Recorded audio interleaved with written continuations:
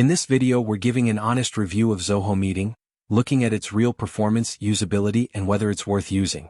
Zoho Meeting is known for its clean interface, simple scheduling, and strong integration with other Zoho apps like CRM, projects, and mail.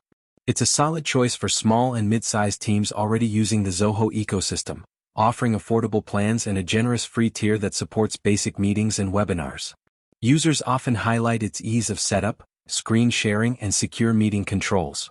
However, there are a few drawbacks to note. The video and audio quality can fluctuate, especially in larger meetings or with weaker connections, making it less consistent than Zoom or Google Meet. Some users also mention occasional lag and limited advanced webinar options compared to higher-end competitors.